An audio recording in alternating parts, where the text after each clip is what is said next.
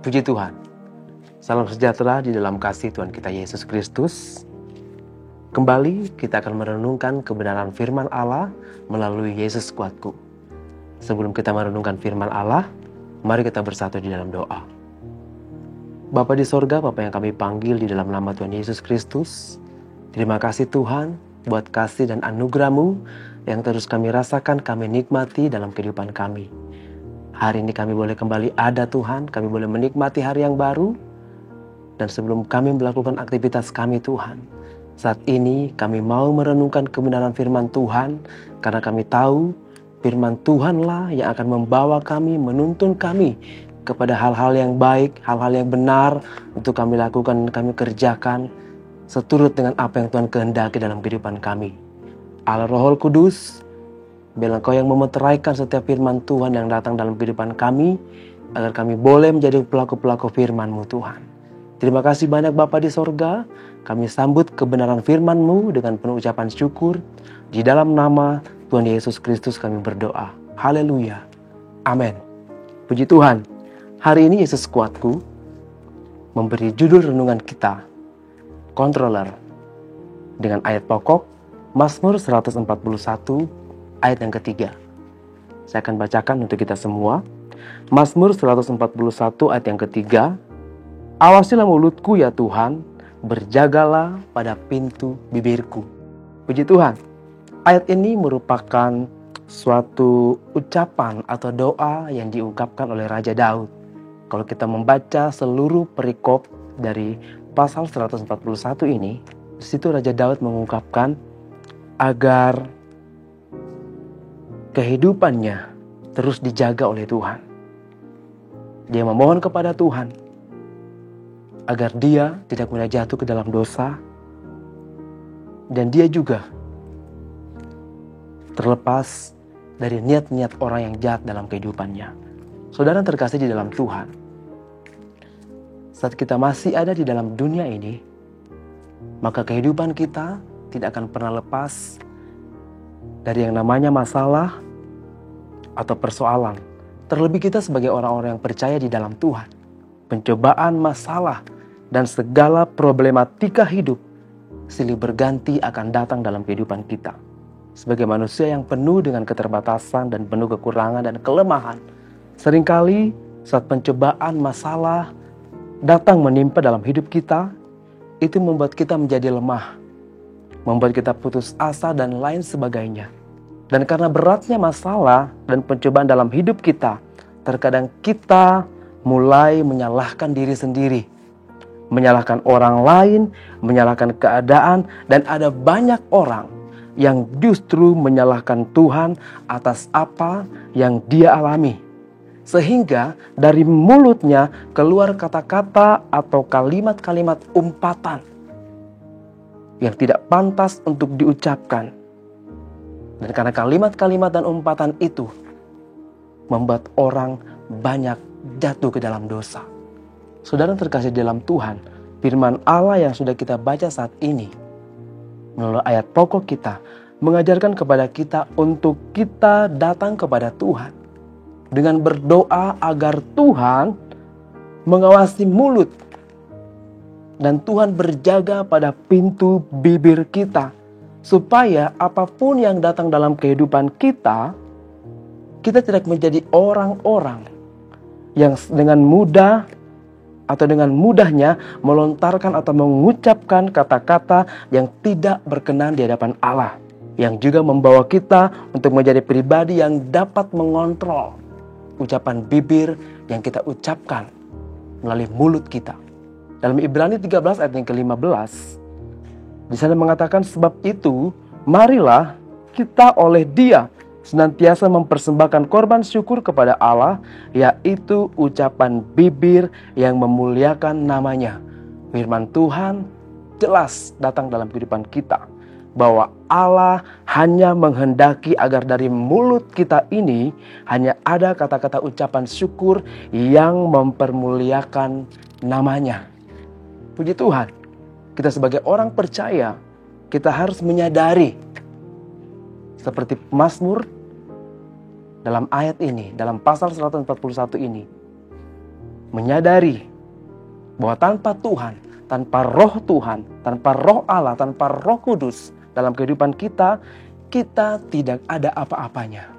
Kita adalah manusia yang lemah, penuh dengan keterbatasan. Oleh sebab itu kita perlu Tuhan.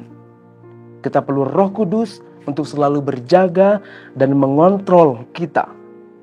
Tidak hanya mengontrol ucapan bibir kita, tetapi kita mau Tuhan, Allah Roh Kudus itu menjaga kehidupan kita, menjaga seluruh aspek dalam kehidupan kita. Saudara terkasih dalam Tuhan, kita tahu bersama bahwa di dalam mulut kita ada lidah. Dan kita tahu, jika lidah kita tidak dapat mengontrolnya, maka akan ada dampak yang buruk bagi kita dan juga bagi orang lain. Di dalam Yakobus pasal yang ketiga di sana menjelaskan bagaimana lidah membuat kita jatuh ke dalam dosa. Dan di sana, di dalam ayat yang ke-8 berkata, tetapi tidak seorang pun yang berkuasa menjinakkan lidah. Ia adalah sesuatu yang buas, yang tak terkuasai, dan penuh racun yang mematikan. Saudara terkasih di dalam Tuhan, sebagai orang percaya, kita tahu bahwa di dalam Tuhan tidak ada yang mustahil. Oleh kekuatan kuasa Roh Kudus-Nya, itu yang akan memampukan kita untuk kita dapat mengekang dan mengontrol lidah kita. Bahkan kita dapat mengontrol kehidupan kita agar kita tidak jatuh ke dalam dosa. Kuasa Roh Kudus yang akan memampukan kita untuk menjadi saksinya, menjadi pribadi-pribadi yang dapat memberkati orang lain melalui ucapan-ucapan kita yang penuh berkat tentunya, yang dapat menguatkan banyak orang dan tentunya yang mempermuliakan nama Tuhan.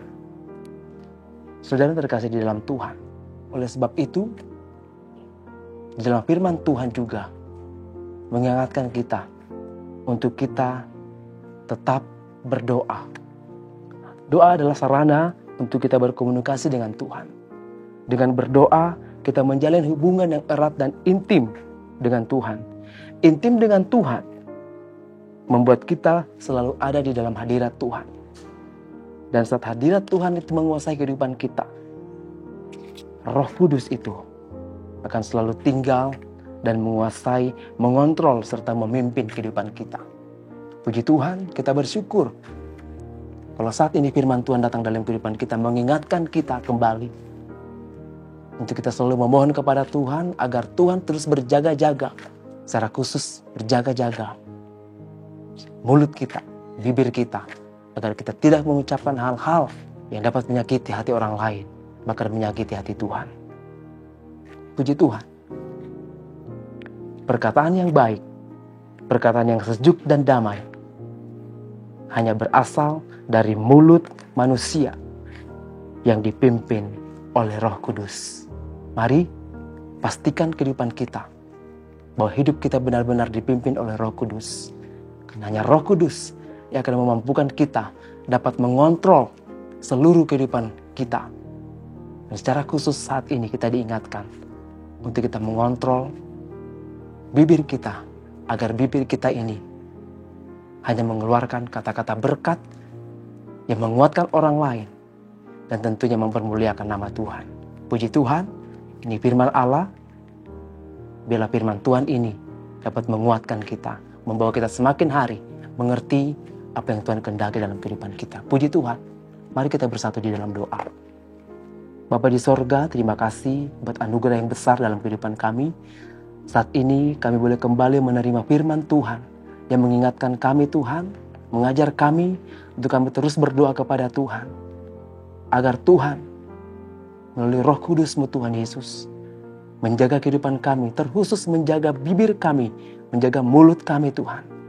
Agar mulut kami ini Tuhan Yesus kami pakai hanya untuk menyaksikan kemurahan Tuhan, menyaksikan keagungan Tuhan.